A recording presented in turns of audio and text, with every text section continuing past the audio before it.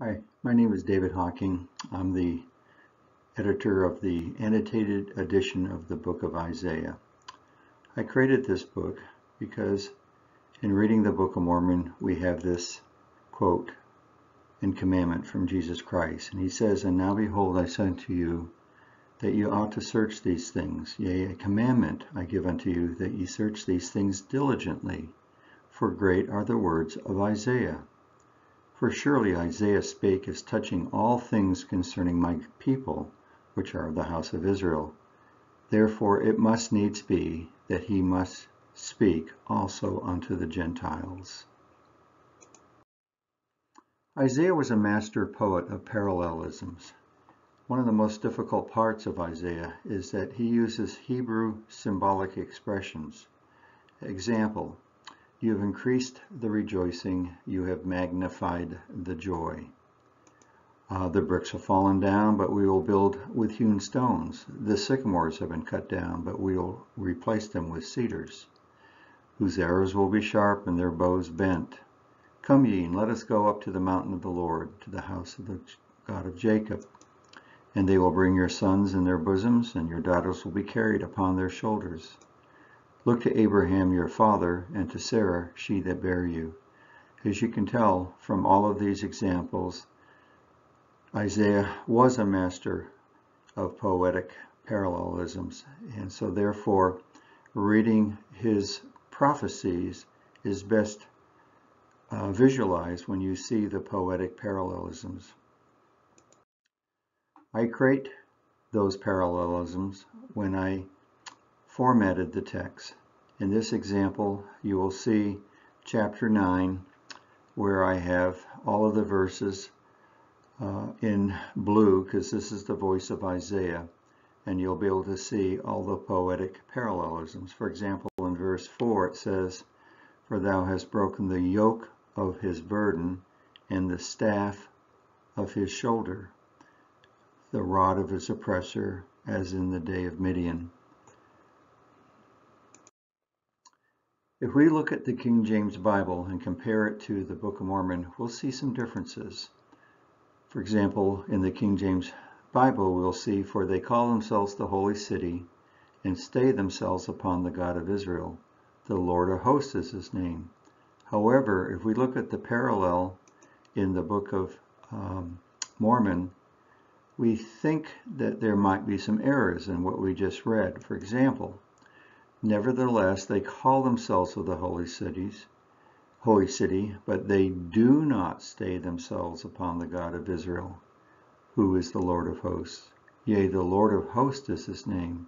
Here we have a clear difference in that we see in the King James Version that it's the house of Israel that's staying themselves, but in the Book of Mormon is that they do not stay themselves upon the God of Israel. So to highlight this difference, what I do in the book Annotated Edition of the Book of Isaiah is I format the text where I bring in bracketed bold, those words or phrases that are not found in the King James Version of the Bible. So therefore, when you look at this phrase here, chapter 48, verse 2, it says, "Nevertheless," that's in brackets. I've crossed out 4 because that's not in the King James Version. "They call themselves of the holy city, but they do not stay themselves upon the God of Israel." Notice how I've put in bracket in bold, "but they do not." That's in the Book of Mormon. And I also put in bracket, "Who is the Lord of hosts? Yea, the Lord of hosts is his name." So as you read the Annotated Edition of the Book of Isaiah, you're going to visualize how the Book of Mormon clarifies or helps you understand some of these obscure passages. You notice too that I've put in shaded gold specific commentary, and you'll see this on every page that I've created. And you'll notice too in this heading I have "The Lord declares the redemption of Israel," chapter 48, compare 1 Nephi chapter 20. So you'll see these headings, and each heading will give you an idea of what that chapter is discussing. Other comparisons. So if we look at the King James Version of the book of Isaiah, you're going to see in Isaiah 29, "For the Lord hath poured upon you the spirit of a deep sleep, and hath closed your eyes, the prophets and your rulers, their seers hath he covered." However, if you compare that to 2 Nephi chapter 27 verse 5, which parallels Isaiah 29:10, you're going to find differences. "The Lord hath poured out upon you the spirit of a deep sleep. For behold, ye have closed your eyes, and ye have rejected the prophets, and your rulers and the seers hath he covered." Why? Because of your iniquity. So here we have a clear differentiation between the King James Version and the Book of Mormon version of Isaiah. And it appears that the Book of Mormon is correcting what we think are some errors that have crept in the translation. And how is that displayed? Well, if you go over to the chapter 29 in the Annotated Book of Mormon, you're going to see how that phrase, "For behold," notice in bracket, "behold," that's in the Book of Mormon, "the Lord hath poured out upon you the spirit of the deep sleep," and in bracket, "For behold, ye have," and I've crossed out "and hath," "closed your eyes." So, "For behold, ye have closed your eyes," and in bracket, "ye have rejected," you don't see that in the King James Version, "the prophets and your rulers, and the seers hath he covered." Why? Because of your iniquity. Another interesting feature of the Annotated Edition of the Book of Isaiah is I'll create commentary and have insight pages. So for example, it says here, as we continue, it says, "A sealed book, a marvelous work and a wonder." And I have bracketed here verses 11 and 12, where it says, "In the vision of all is become unto you the words of the book which is sealed, that is sealed, and men have delivered to one that is learned, saying, Read this, I pray thee. And he saith, I cannot, for it is sealed." So this prophecy was spoken of by the angel Moroni to Joseph Smith before he even got the plate. So I have an insight page on that, and I'll show you some of the information on that insight page. Oliver Cowdery was asked by Joseph Smith to write a series of letters that would go into the Advocate and Messenger that was published by W.W. Phelps. In letter 4, he says, "He, Moroni, then proceeded, gave a general account of the promises made to the fathers, and also gave a history of the aborigines of this country, and said that they were literal descendants of Abraham. He represented them as once being an enlightened and intelligent people, possessing a correct knowledge of the gospel and the plan of restoration and redemption. He said that this history was written and deposited not from that place, that is Joseph Smith's home." And notice that the history, which was the plates of Mormon, or the abridgment of the large plates of Nephi, they were written not too far from Joseph's home. It wasn't written somewhere else.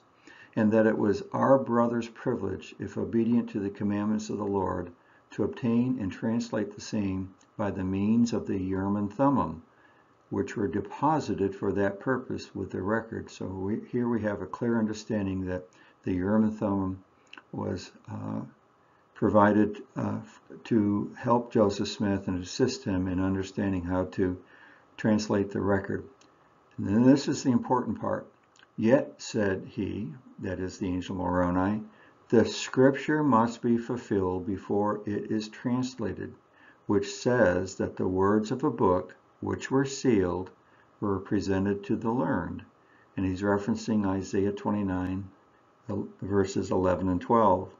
"For thus has God determined to leave men without excuse, and show to the meek that his arm is not shortened, that it cannot save." So, another interesting view of how this annotated edition of the book of Isaiah can be helpful is in this example. If we read the book of the Bible in the King James Version, we get to see in chapter 49, verse 1, it starts out by saying, "Listen, O isles, unto me." However, in the Book of Mormon, I have here bracketed in bold, an understanding of what it means to listen, O isles, unto me, and hearken, ye people from far.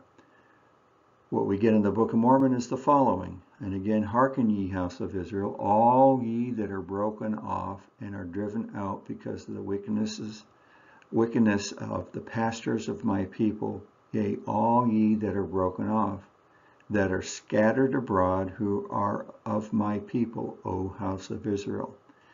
This is Isaiah speaking, and he clearly identifies that there is a group or a branch broken off from the house of Israel, that because of the wickedness of the pastors, which are their leaders, their rulers, their prophets, of my people, they have been broken off and they've been scattered abroad. Here are some other examples. For example, in chapter 50, verse 2, wherefore when I came, there was no man, and when I called, yea, there was none to answer. O house of Israel, is my hand shortened at all, that it cannot redeem, or I have no power to deliver? Notice how the Book of Mormon clarifies. For example, if we read in King James Version, it says, wherefore I came, was there no man? When I called, was there none to answer? And so here the Lord is clarifying, says there was no man and there was none to answer. In other words, there was no one there to help those of the house of Israel understand that they were breaking their commandments and their covenants. Another element of the annotated edition of the book of Isaiah is I create these timelines and these charts. So this gives you an overview of how Isaiah is placed within the context of biblical history. So we see that King David, Jerusalem is established. We have King Solomon's temples built in a certain time frame. Then King Uzziah is the king of the southern kingdom. And after near the end of his reign is when Isaiah is getting his calling. During Isaiah's reign, we have Micah also being a prophet. And then we see how Jeremiah comes into the scene and how Jerusalem is destroyed the first time and it's conquered by the Babylonians, and during the reign of King Zedekiah when the Lehites leave, how Daniel is sent to the northern kingdom, and Ezekiel and so forth. So this gives you an idea, the time frame, and it gives you context as you read the prophecies. One of the nice things about the Book of Mormon is that Nephi kind of gives us an understanding why he's quoting a lot from Isaiah. For example, he says, nevertheless, in the days of the prophecies of Isaiah shall be fulfilled, men shall know of a surety at the times when they shall come to pass. Wherefore they are of worth unto the children of men.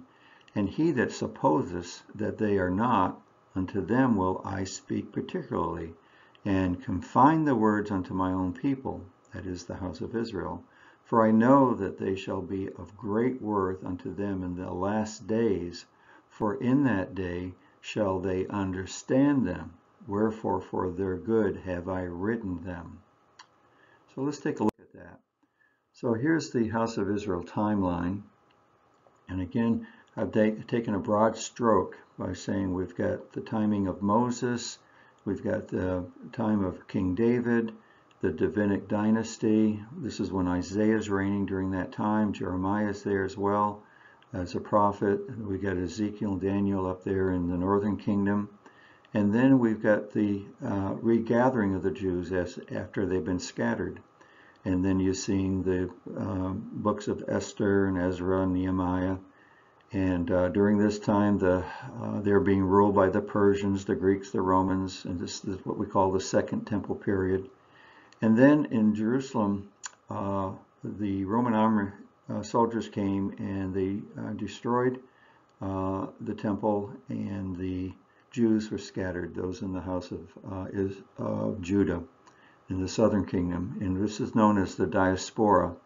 And then you're seeing, and I've got in red here, a line that says on October 24th in 1841, an event occurred. That event I'll explain in the next slide. However, we also see that we have the second regathering of the Jews to Israel, and we see that Jerusalem is being reestablished as the capital of Jerusalem of the Jews in 1967, and now in our time frame in the year 2000. So what was that event that happened on October 24th? Well, I have an insight page in the annotated book of Isaiah where we show that Orson Hyde was called to dedicate Jerusalem. So on that date, he went to the Mount of Olives and he offered a prayer, and he dedicated that city for the regathering of the house of Israel. Finally, I have a chart here that I created that shows that the entire book of Isaiah is chiastic, meaning that if you look at chapter 1, where it says, Israel, O sinful nation, or a sinful nation, it's the first judgment against the house of Israel. That's chapter 1. If you look at chapter 66, which is its parallel, we have Israel, it's the last judgment. And if you go down again and do the parallels, chapter 2 would be parallel to chapter 65, and then chapter 3 would be parallel to 64. And if you look at the headings that I've created in the annotated edition of the book of Isaiah, you'll see that these all show that the entire book of Isaiah is chiastic. I've enjoyed this project because the commandment to search Isaiah is a long-standing commandment. Each of us has been commanded to search Isaiah diligently, and to do that, this was my way of searching Isaiah. This gives you a background and how you personally can search Isaiah and use this as a springboard for your own study. I bear witness that this project has been inspiring for me, and it can inspire you as you read it. You can contact me at this phone number and email address, and I look forward to either hearing from you or getting information on how you can order this book. Thank you so much for taking this time.